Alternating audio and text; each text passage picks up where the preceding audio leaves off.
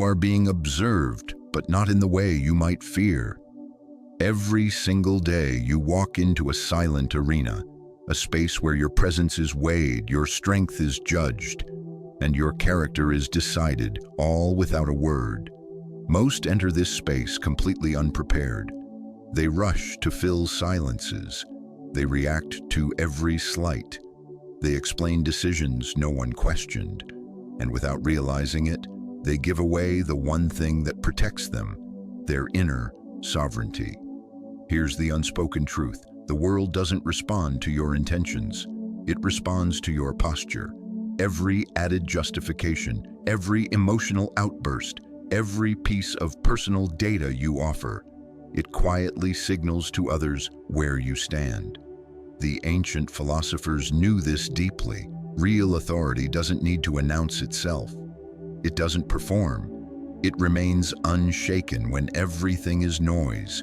It chooses its moments, and when it opts for quiet, that silence isn't emptiness, it's strength. Think of the energy you waste trying to be understood, the mental peace lost replaying conversations, defending choices that required no defense. Your greatest frustrations aren't caused by others. They're caused by how much of yourself you put on display for a world not built to hold it. When that leakage stops, everything changes. You don't become detached. You become grounded, present, immovable. And in a chaotic world, that kind of quiet command becomes impossible to overlook. Once you see the small habits that drain your power, how you speak, how you move, how you react, you can't unsee them. And when you correct them, you won't need to demand respect. It will simply arrive. If you're choosing discipline over impulse and calm clarity over noisy reaction, consider subscribing to Stoic Mindset Mastery, not for the channel, but as a pledge to stay anchored in a world that constantly tries to pull you from your center. You ever feel that urge to tell people your plans, that new venture, that fitness goal, that decision to walk away from what holds you back? You say it out loud. You get the supportive nods, the "you got this," and for a fleeting moment, it feels like the work is already done. That's the illusion. Every time you announce your next move to the crowd, you release a little of the vital fuel meant to propel you forward. You spend your momentum before you've even begun. We get a quiet dopamine hit from declaring, "I will change," and it feels good. So good it often makes us comfortable enough to never start the real work. And when we don't follow through, those same people who cheered now watch and wonder. This isn't about shame, it's about vigilance. Authentic growth, real transformation, happens in the quiet, in empty rooms, on solitary mornings when there is no applause. The instant you stop narrating your journey, you stop handing people a map to your inner world. That map is sacred, guard it. If you've ever felt the hollow ache of not delivering on something you proclaimed too soon, don't carry it as guilt. Carry it as wisdom. Your focus is a finite resource. Your vision is a duty. Protect it. Stop distributing it freely. Every time you resist the urge to broadcast your intentions, you reclaim power, not just from others, but from your own distractions. You cease performing and start becoming. Here's a reality few will voice. Most people don't care as deeply as you imagine. They aren't waiting for your victory. They're waiting for a story, for drama, for something to discuss. So give them nothing. No previews, no forecasts, just the undeniable impact of your result when it is already complete. Preparation is a silent language. Only results can speak. When you proclaim plans without first doing the inner work, you're still operating from an unconscious hunger for approval. But when you go quiet, when you turn inward, you start to see what truly drives you. And from that clarity comes command. Command over your impulses, your image, your outcomes. That is how you begin to move like someone who doesn't require an audience to exist. You carry a gravity that doesn't chase attention, it draws it. Naturally, think of a wolf. It doesn't howl before the hunt. It moves with silent purpose. It only makes sound after the catch. That's how you earn esteem without begging for it, by revealing outcomes no one predicted, by being the person who doesn't say, "Watch this," because the work already echoes loudly enough. When you remove the compulsion to publicize your aims, you also remove the pressure to live on anyone else's schedule. You get to evolve at your own rhythm, without spectators. You get to falter in private, adjust course, and rise again, stronger, sharper. And when you finally enter a room as someone unexpected, someone whose presence is now felt by everyone, you'll understand. Silence isn't a void. It's cultivation. It's discipline. It's depth. You become less explainable and more undeniable. That's the shift. In an era that rewards noise, choose quiet. In a culture that celebrates exposure, choose mystery. While everyone else is posting their aspirations, you just keep building. Let them seek ovation. You build a life so solid, so rooted in substance, it needs no advertisement. The philosopher Seneca said, "Fortune favors preparation," but the part often left unsaid is this: all genuine preparation is conducted in stillness. It's the dawn hours no one witnesses, the choices no one applauds, the private struggles no one cheers. You do it not for recognition, but for who you become in the process. That is the true reward. So you don't tell them your next move. They'll witness it when it arrives. And by then, you won't need their validation. You'll already know exactly who you are. There is a type of quiet that resonates more powerfully than 1,000 grievances. Most miss it. Taught to express every feeling, to vent, to unpack their burdens publicly. But each time you tell someone how drained you are, how unjust things seem, you are fundamentally communicating one thing: I am not in control. A complaint isn't merely a story, it's a signal, a beacon that says, I am overwhelmed, I cannot manage this, I need you to share this weight. Sometimes that is valid, but not in passing, not with those who haven't earned access to your vulnerability. Because most aren't listening to assist, they're listening to assess. They're deciding if you are someone they can rely on or someone they can overlook. And those who pretend to empathize, some feel a peculiar relief when you unravel. Your fragility permits them to remain small. That is the difficult reality.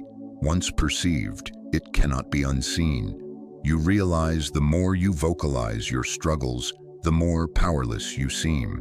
The more you repeat, I'm so stressed, I can't get ahead. The more you train your own mind to accept that as your identity. Words don't just communicate, they sculpt. They carve channels in your thinking, and soon your thoughts flow only through those grooves. But you can choose a different path. You can decide to speak like someone who is anchored, not flawless, not untouchable, but steady. So when life is turbulent, as it will be, and someone asks how you're doing, you don't owe them the full hurricane. You can meet their gaze, breathe, and say, I'm navigating it. That single phrase changes everything. It doesn't deny your challenge, it reframes it. It tells the world, I may be carrying a load, but I am not buckling. I am not broadcasting distress to gain pity. I am moving forward. That demeanor attracts a different kind of notice. It signals you are someone who can be trusted amid chaos. The Roman Emperor Marcus Aurelius wrote that you have power over your mind, not external events. Understand this and you will find strength. That's the core. You don't control all that happens, but you always control how you carry it. Complaining is a crack in that control, a slow leak that drains your presence, your dignity, your edge. The Stoics weren't without feeling, they were disciplined. They didn't pretend life was simple. They refused to let the world watch them lose their grip. They endured, but with a quiet pride. That is what makes a person memorable. Not their lamentations, but the way they walk through flames without announcing each burn. This doesn't mean you can never be open, but there is a time, a place, and a person for that depth, a trusted confidant, a therapist, your private journal. But not everyone, and not everywhere. Public venting is like bleeding in open water. It doesn't make you safer, it makes you a target. Predators don't sympathize, they circle. That's not pessimism, it's recognizing patterns. It's understanding that people treat you based on the picture you consistently project. If you wander through life visibly, burdened, constantly articulating your weariness, you become background static. But if you move with calm assurance, even through difficulty, you become someone others look toward, not past. Seneca also noted that life is long enough if you know how to use it. One way we waste it is by narrating our pain instead of transmuting it, by filling the air with our complaints instead of forging resilience in silence. Every moment spent grumbling is a moment stolen from constructing solutions, from conserving energy, from holding your frame. If you are truly weary, rest, don't rant. If something is truly unfair, act. Don't just repeat it to any willing ear, because even if the situation is broken, you still possess power. The power to decide how you appear, the power to respond with poise, not panic. That power compounds the second you stop trading it for cheap, fleeting relief.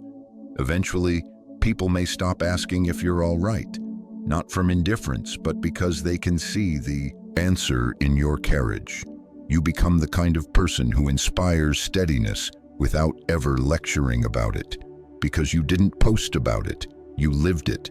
That is influence. Not being the loudest voice, but being the one who doesn't crumple.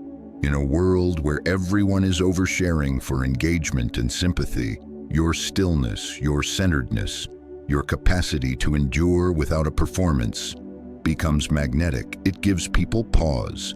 So hold your center. Express yourself where it's safe, not where it's easy. When life tugs at you, don't flinch. Let your expression remain calm, not for ego, for peace. Once you realize how much energy you wasted explaining your hurt to those incapable of holding it, you'll never go back. You'll guard your tranquility like others guard their reputation, and in that, you'll discover a potency most never touch, the kind that doesn't just endure hardship, but shapes it. There's an instant right before you lose composure where everything within you is aflame. Your fists clench, your breath catches, your tongue aches to unleash every cutting word perched upon it.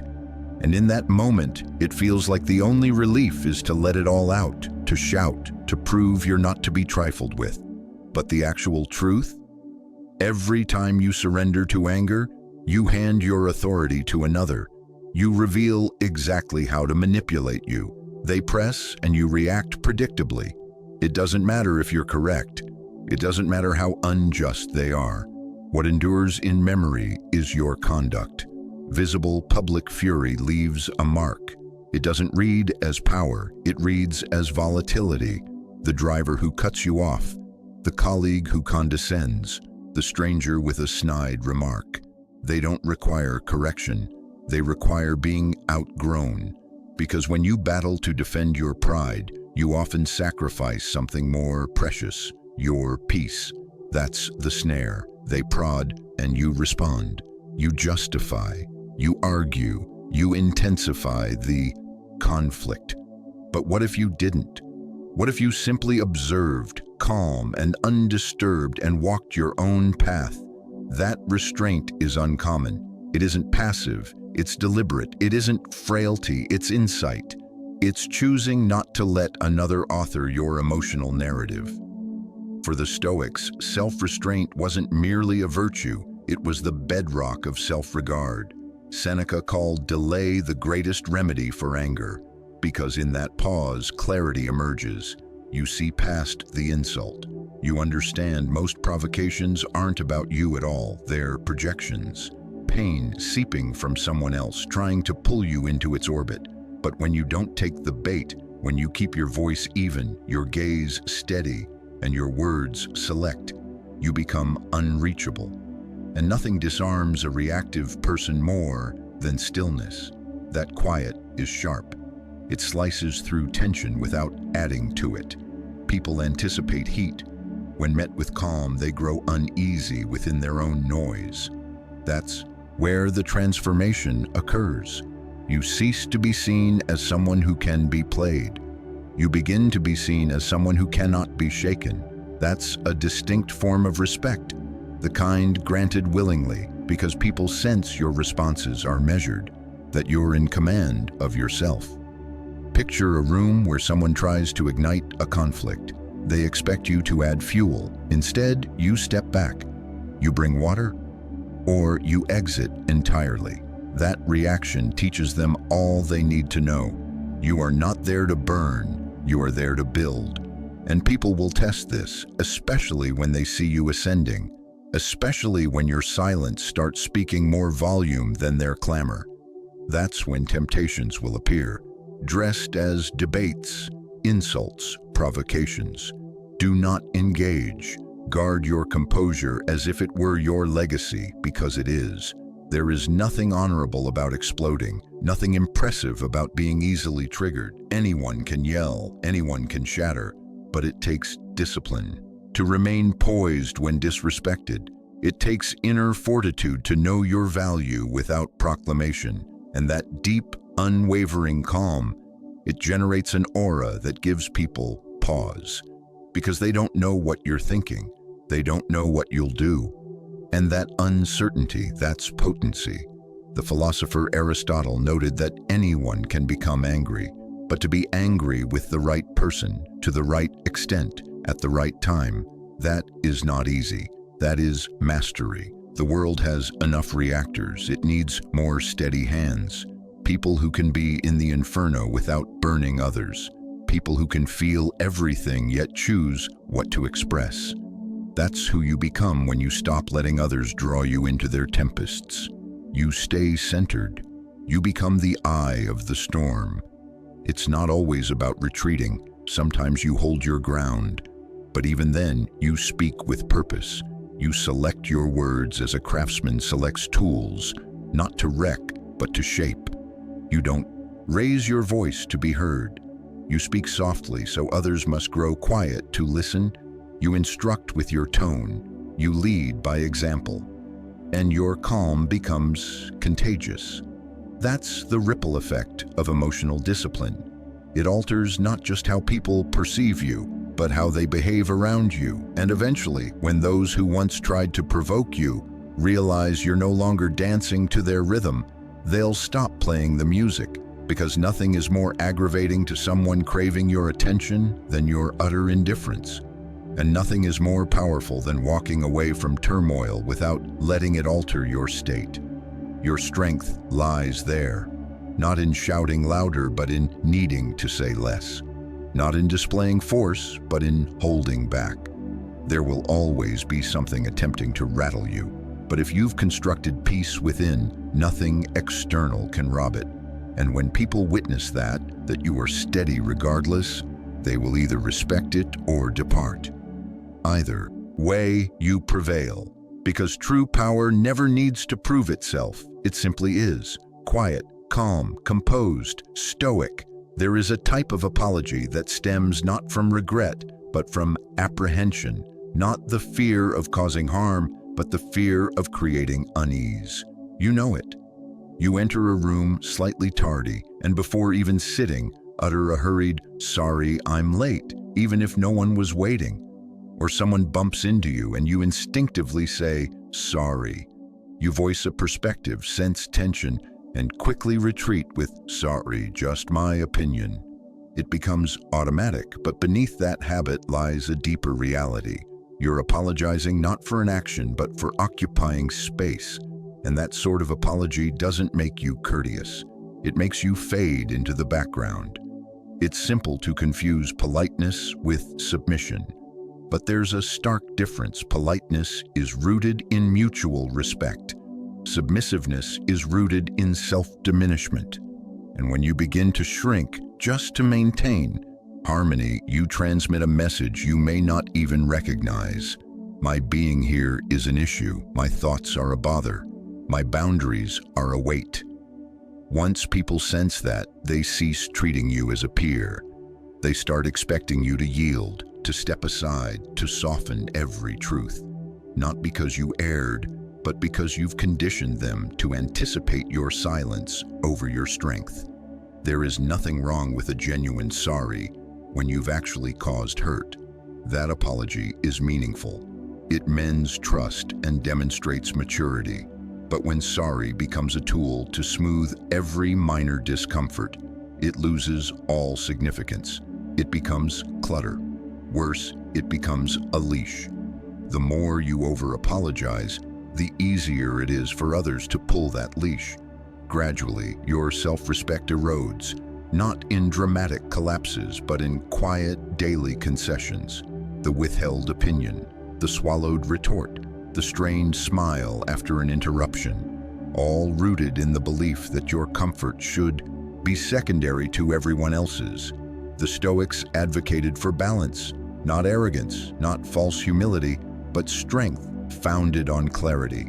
Epictetus taught that we are disturbed not by events, but by the views we take of them. If you believe every disagreement means you've done wrong, you'll spend your life trying to ease others' discomfort even as your own grows.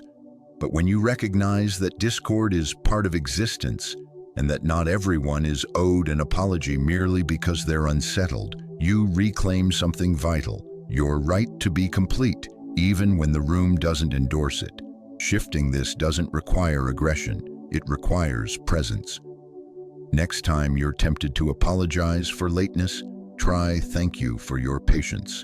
It honors their time without erasing your own. When your view is challenged, try I see it another way instead of sorry, I might be wrong. These are minor adjustments, but they broadcast volumes. They say, I am conscious, I'm respectful, but I am not retreating.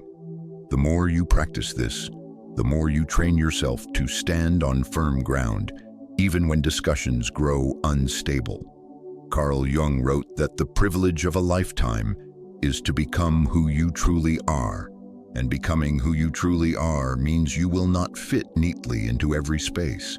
You will not concur with every voice. You will not be comprehended by all. But if you dilute yourself merely to be accepted, what exactly is being embraced? A filtered version, a silhouette, not the full substance. And a silhouette cannot lead. It cannot connect authentically because it isn't honest. As you practice this quiet ownership of self, you'll notice a shift. You'll feel lighter, not because you're carrying less, but because you're no longer carrying what isn't yours. You'll enter rooms with the same presence, but a different posture. You'll speak with the same kindness, but without the dread of being misinterpreted. And when the moment arrives, where you truly have hurt someone, when the apology is earned, it will come from strength, not shame. And it will be felt because it won't be the 100th sorry they've heard. It will be the one that matters. Marcus Aurelius often reminded himself to waste no more time arguing about what a good person should be, and to simply be one. And sometimes being one means being firm, not for pride, not for dominance, but for peace, the kind that only exists when you stop apologizing for your existence and start standing fully within it. You don't owe the world an apology for breathing, for thinking, for choosing. You owe it your integrity, your example, your truth.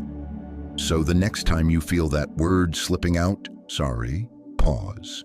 Ask yourself, is this humility or is it fear? Am I owning my impact or am I erasing myself once more? You don't need to be harsh to be strong. You just need to be whole. And wholeness begins when you stop saying sorry for who you are. Money is a subject that unveils more than it conceals. The moment you begin discussing what you earn, what you own, or what you lack, you open a door difficult to close. Mention struggle, and some will perceive you as negligent or undeserving, even without knowing your story. Mention success, and the atmosphere can chill. Envy surfaces, even from those you believed supported you. That's the pitfall. The more you reveal your financial stance, in any direction, the more you invite scrutiny, judgment, or even exploitation. Whether ahead or behind, once you broadcast it, you're granting people access to something they haven't earned the right to handle. There is a subtle power in financial ambiguity, in not letting the world pin down exactly where you stand.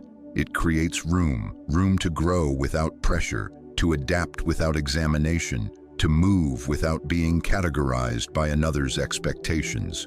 People don't need to know if you're striving, and they don't need to know if you're thriving, because authentic prosperity doesn't proclaim itself. It's sensed. It's observed in your demeanor, your speech, your ability to handle stress without alarm, and success without fanfare. That energy can't be counterfeit, but it also doesn't require explanation. We exist in a time where wealth is often confused with identity. Flashy possessions, visible labels, screenshots of balances, price tags left on to be seen. But that isn't confidence, it's compensation. And it usually reveals more about what someone is trying to prove than what they genuinely possess. There's a reason those with enduring prosperity tend to speak least about it.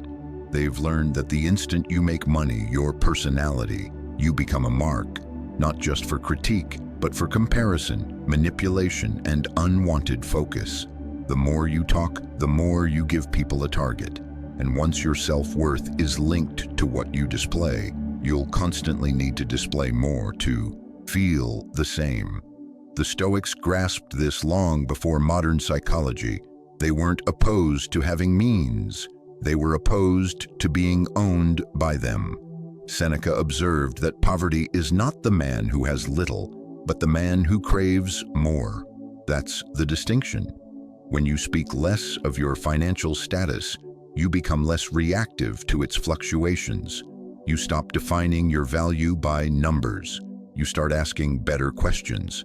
Not how do I appear, but how am I evolving? Not do they think I'm successful, but do I feel grounded? The reality is few genuinely wish to hear about your finances. If you're struggling, it makes them uneasy. If you're flourishing, it stirs insecurity. That's human nature. Discussing money doesn't foster connection. It creates distance. It divides rather than unites, especially in public where motives blur and egos engage. Maintaining quiet isn't secrecy. It's strategy, it's wisdom, it's protecting something important by keeping it private. Because not everything sacred should be visible. Not everything earned needs exhibition. When you carry yourself with quiet assurance, people notice, even if they don't know why. The neat attire, the calm expression, the focused energy. It suggests order, even if it's still being built. That's the craft. Moving like someone rich in discipline, rich in focus, rich in peace. None of that demands a high income. It demands intention. You needn't pretend to have what you don't.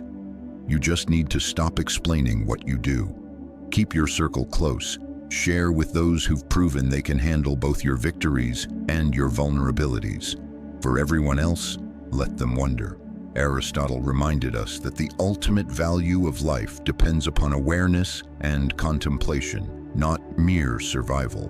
When you cease trying to prove your worth to others, you finally start to feel it. You realize it's not about concealment, it's about protection, not about being covert, but about being selective. Not everyone requires access. Not everyone should get it. Your peace, your growth, your financial path, those are yours to carry, to adjust, to build, without the clamor of others' expectations in your ear. So let them speculate. Let them wonder if you're constructing something grand or beginning anew. Let them observe your calm and sense your confidence without requiring an explanation. The less they know, the less they can interfere, and the more you'll understand that true power doesn't originate from being seen. It comes from being solid within. Let your life communicate. Let your character compound. Let your actions, not your account balance, define you. There's a peculiar allure to gossip.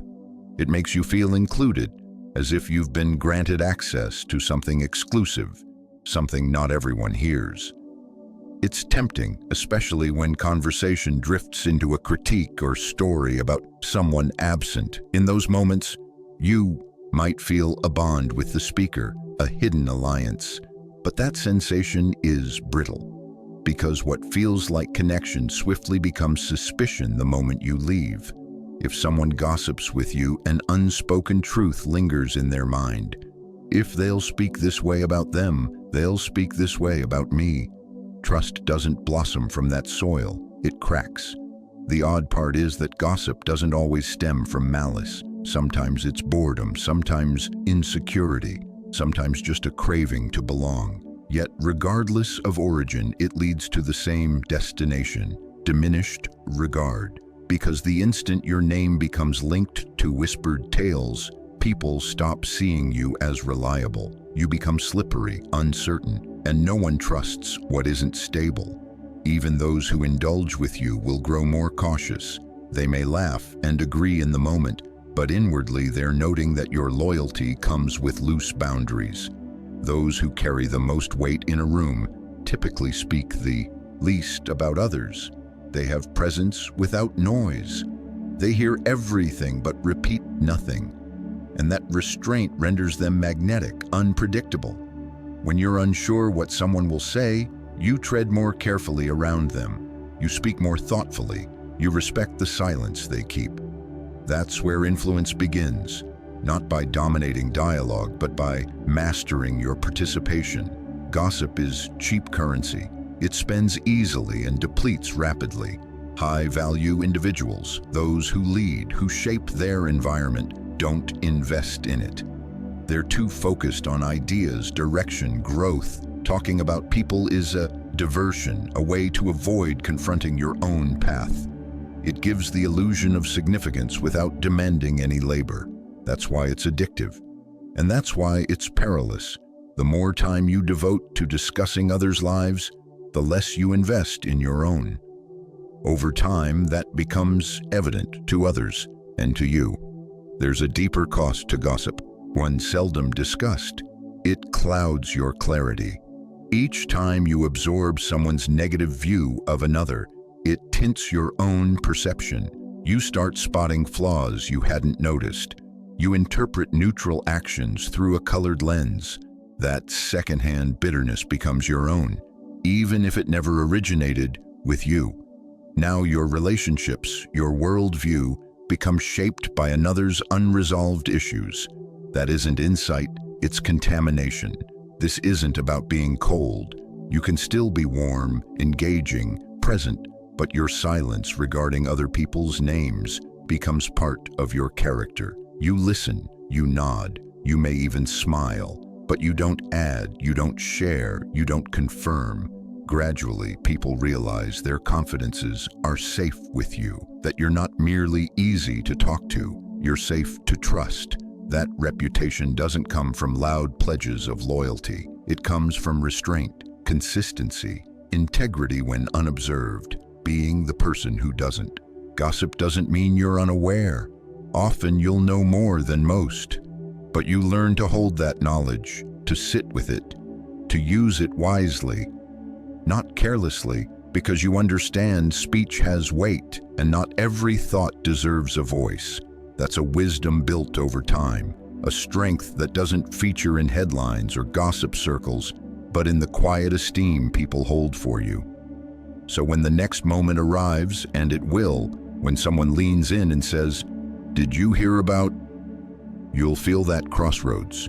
You can join in, feed the moment, or you can elevate above it, remain neutral, say little, shift the subject, let your character break the cycle, and trust that, over time, that silence will speak louder than any words you could have uttered. There's enough noise already. Be the one who holds peace. Be the one who guards dignity. Be the one who sees much and says little. Because the person who guards their words guards their power. And the person who doesn't deal in gossip becomes the one everyone wants in their corner, especially when circumstances turn serious. We live in an age obsessed with declaration. Everyone feels compelled to explain every choice, diet, routine, beliefs. It's become normal to narrate your life in real time, as if unshared experiences never occurred.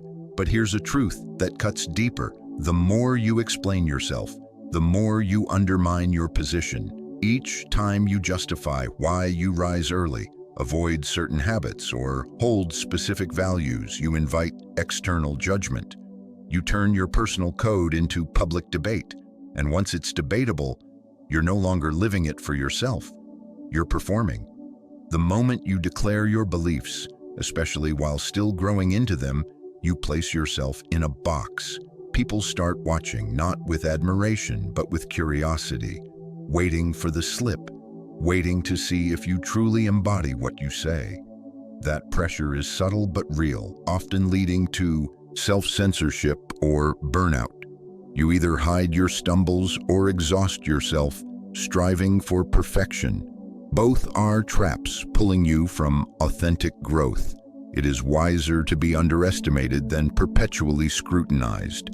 If you're building discipline, build it silently. If you're healing, heal privately. If a philosophy strengthens you, let it shape your movements, not your speeches. People will notice. That's the nature of truth. It reveals itself.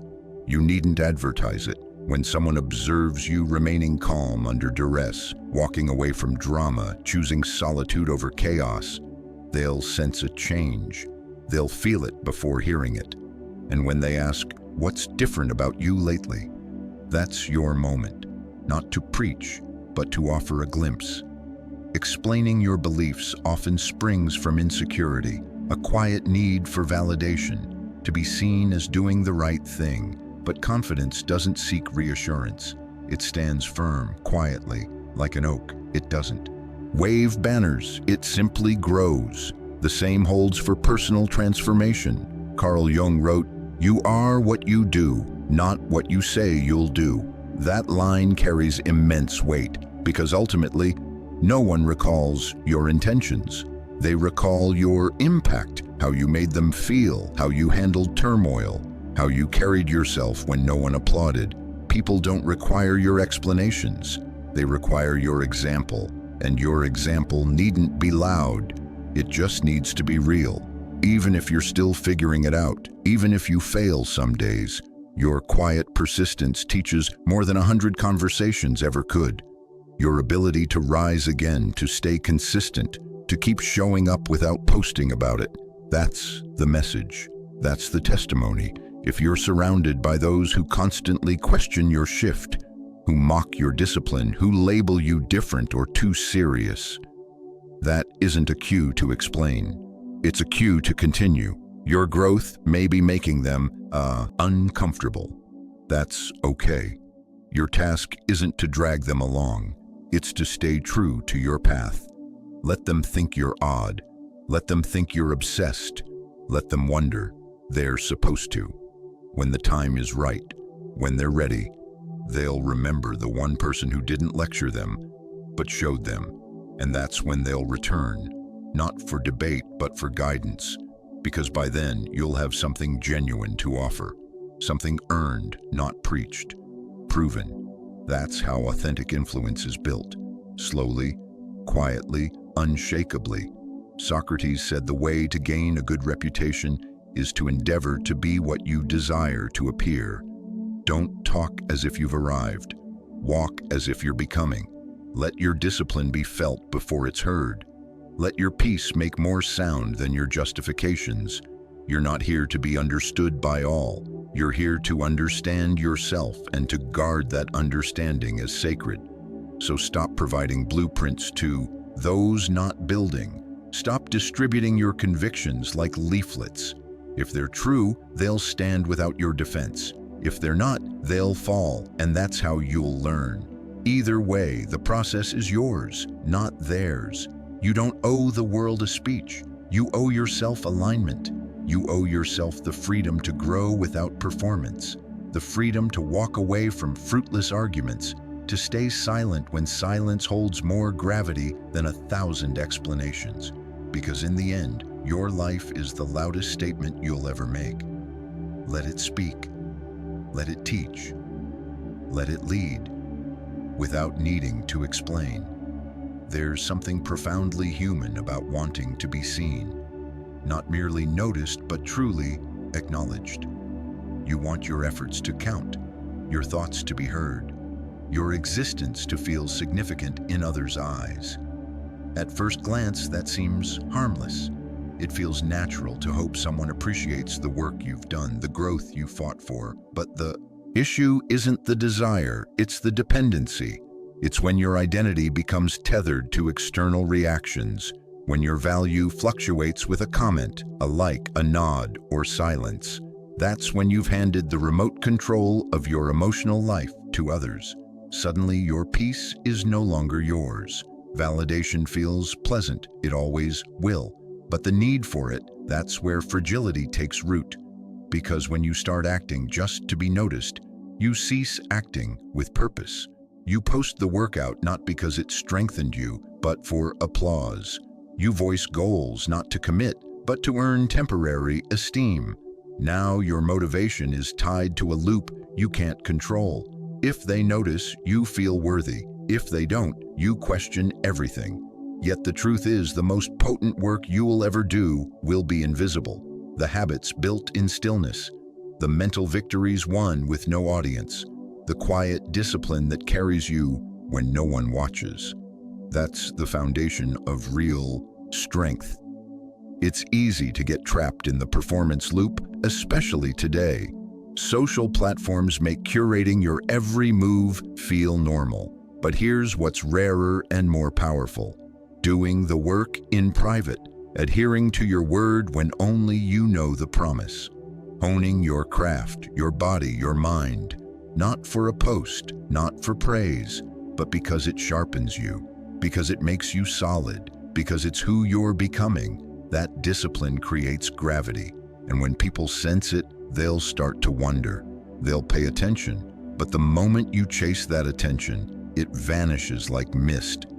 There's a paradox here. The less you need validation, the more you attract. Not because you seek it, but because people are drawn to grounded energy. They sense when someone is calm in their skin, when someone moves without trying to impress. That's rare. That's why it's potent. The person who isn't broadcasting their journey, but quietly ascending, that person becomes a mystery, a presence. And mystery holds more sway than transparency ever will. Epictetus said, if you wish to improve, be content to be thought foolish and stupid. That's difficult to accept in a world performing excellence, but it's true. Genuine growth will often render you invisible while you change. The world may not notice while you rise. They may still think you're where you were yesterday. That's fine. A seed doesn't demand attention as it grows beneath the soil. And yet, one day, it breaks through, unstoppable. You needn't announce your evolution. Just become it. Let the results accomplish what your words never could. And when people finally notice, as they will, you won't be desperate for it. You'll be grateful, perhaps, but not defined by it. Their praise will be appreciated, but not needed. Their silence won't sting because you've already made peace with the quiet. That's what it means to be free, to be your own witness, to applaud yourself in empty rooms, to wake and know you're on the right path, not because they told you, but because you feel it in your core. Aristotle identified self-knowledge as the beginning of all wisdom. Part of that knowing is recognizing when you're still seeking proof you matter. When you catch yourself fishing for compliments, striving too hard to be seen, ask, what am I truly seeking? And what would happen if I gave that to myself? Because once you stop performing, you start transforming. Once you stop needing applause, your hands are finally free to build something real, something solid, something that doesn't crumble when the audience departs. So do the work, show up, improve quietly, stay consistent. Let the world catch up when it's ready. You don't require a stage to become powerful. You just need silence, direction, and the courage to continue when no one claps. That's where your real value resides. Not in being seen, but in being true. There is no weakness in feeling deeply. Real strength doesn't come from pretending you're made of stone. It comes from knowing exactly where your wounds lie and choosing with care who gets to see them. We're often told vulnerability is power, that sharing emotions with the world is bravery. In some contexts, it is. But there's a fine line between healing and bleeding in public, between opening up and giving pieces of yourself to those who haven't earned the right to hold them. And when you cross that line too often, you don't feel lighter, you feel exposed, raw, powerless. It's easy to confuse openness with honesty, but honesty without boundaries isn't truth, it's a leak. Your fears, your shame, your unhealed wounds, these aren't for distribution. They're sacred, private.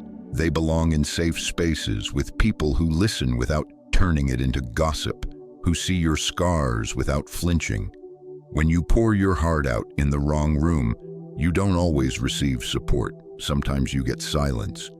Or worse, someone who sees your pain as a vulnerability to exploit. That's the risk. In a world quick to judge and slow to understand, not everyone deserves access to your shadows. There's a dignity in enduring quietly, not from shame, but from awareness. Awareness that not every story needs immediate telling. Awareness that your healing is yours, and rushing to display it doesn't accelerate it. When you're still in the storm, still deciphering the pain, there's no reward for putting it on display. In fact, it can set you back. Because now your healing has spectators, and with spectators come pressure, expectations, unwelcome opinions. Suddenly, your grief becomes content. Your wounds become performance. And you can no longer distinguish if you're truly healing or merely acting the part. This doesn't mean pretending you're fine when you're not. It doesn't mean bottling everything until you explode. It means learning the difference between authenticity and carelessness with your truth. It means knowing who deserves to hear your pain and who doesn't.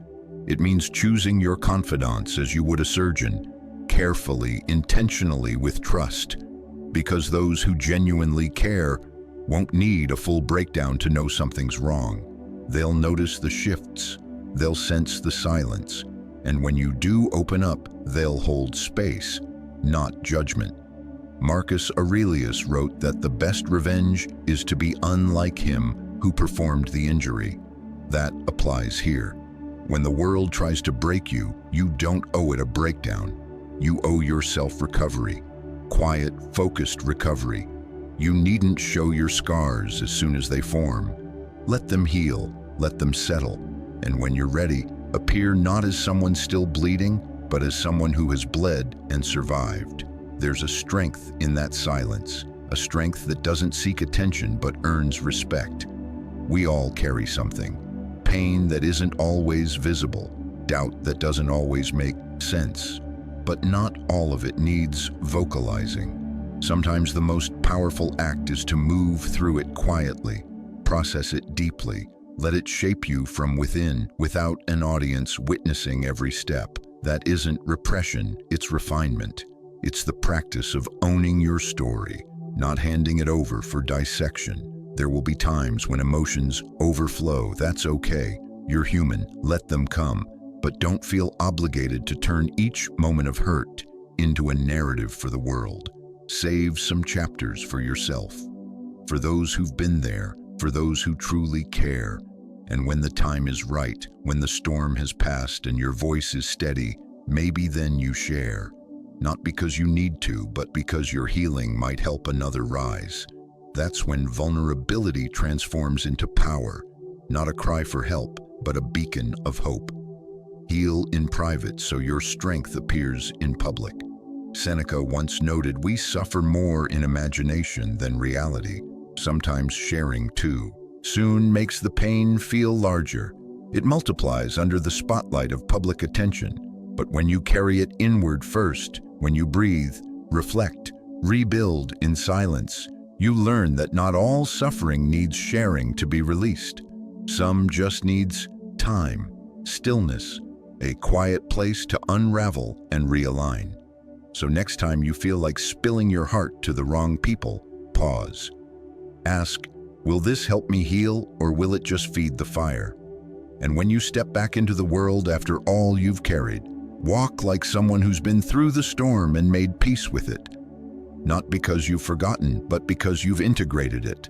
Not because you're hiding, but because you're healing. And healing, done with intention, needs no audience. It just needs truth, stillness, and time. The strongest version of you isn't the one that shouts loudest or reveals most. It's the one that moves with quiet purpose, rooted in discipline, self-respect, and peace. You don't need to prove anything to anyone. Just keep showing up, calmly, consistently. Let your life speak for itself. If this resonated, there's another video on screen right now to take you deeper. Watch it next. And if you found value here, please like this video. It truly supports the channel Stoic Mindset Mastery. Thank you for walking this path. You're not alone.